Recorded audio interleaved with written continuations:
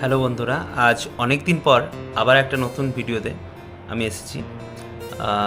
অনেক দিন যাবৎ আমি ভিডিও করতে পারিনি, একটু সমস্যার মধ্যে ছিলাম এবং বিগত বেশ কয়েকদিন থেকে তোমরা জানো যে এসআইআর, যুবসাথী ও অন্যান্য যেগুলো অফিসিয়াল কাজকর্ম খুব চলছিল।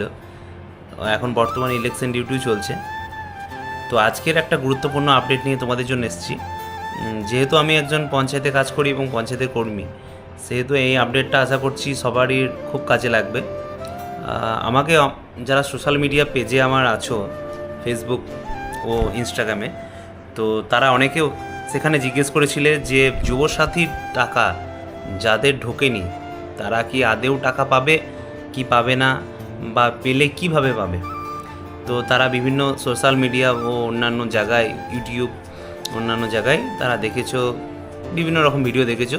তো সেই সম্পর্কে আমি কিছু বলতে চাইছি না, কিন্তু আজকের যে আপডেটটা আমি নিয়ে এসেছি সেটা তোমাদের অত্যন্ত কাজে লাগবে।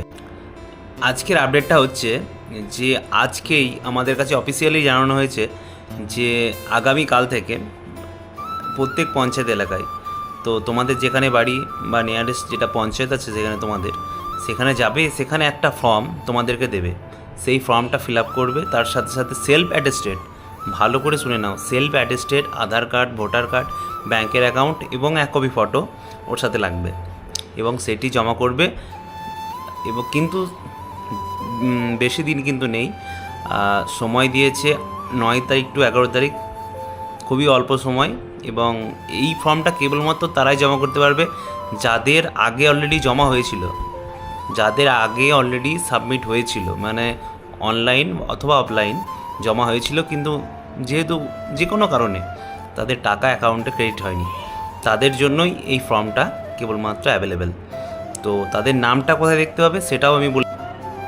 যাদের ডিফল্ট, তাদের নামগুলো তারা নিজ নিজ পঞ্চায়েত এলাকায়, নিজ পঞ্চায়েত অফিসে যাবে এবং সেখানেই তোমরা তোমাদের নামগুলো সংসদ ওয়াইজ দেখে নিতে পারবে।